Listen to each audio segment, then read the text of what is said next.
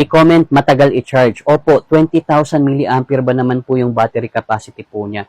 Ang tansya ko po ha, kapag ka po sinagad nyo po siya na talagang super low bat, mga 5 to 6 hours po, no? Depende na rin po yun kung fast charger po yung ginagamit nyo po, no? Basta ako po kasi mga regular lang yung mga charger ko, at least 5 to 6 hours bago po siya ma-full battery, no? And nga pala ha, yung speed po niya or wind speed, 1, 2, 3, 4. For sure ako hindi nyo naririnig yung lakas ng hangin kasi naka-microphone po kasi ako no. Pero yung wind speed number 4, 1, 2, 3, 4. Ayun po paulit-ulit po ako ha. Yung wind speed number 4, kapag ka nakatodo po tayo 100%, kunyari matagalan yung brownout o kaya gagamitin nyo siya pang camping, pang outing, mga 5 hours lang po yung itatagal po niya ha. Kaya po mag-iingat po tayo.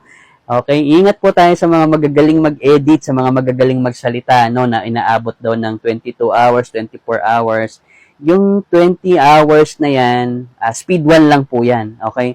Yung speed 1, malamya lang po yan. Pang baby lang po yun.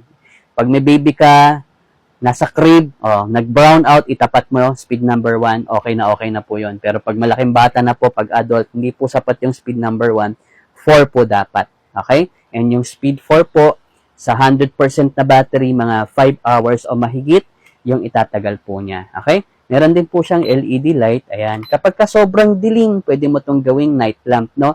Kung malabong-malabo po ang mata, hindi mo po siya pwedeng gawing pang flashlight. Kaya yung mga ganitong klase ng video ko po ha, pakitulungan po akong pakikalat kasi alam niyo medyo mahal po siya, no? So hindi mo siya bibilin pang forma lang, no? So kung bibilhin mo po siya pang brown out o pang outdoor, pang camping o kung ilalagay mo sa mga lugar sa bahay mo na medyo walang access sa electric fan, malaking tulong po siya, no? Pero kung bibilhin mo po siya at di mo naman mapapakinabangan po, at sayang yung pera. Kaya kung nagustuhan mo tong video na to, pakiclick mo rin yung follow. Diyan sa picture ko, follow me.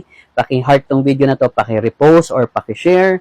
And kung ready to check out ka naman, kung talagang like mo tong bilhin, itong si Aurashare DF04, rechargeable, portable, desk fan, na pwede rin po siya maging power bank, may remote control na rin po. Pwede rin po siyang isabit kapag nasa camping po kayo.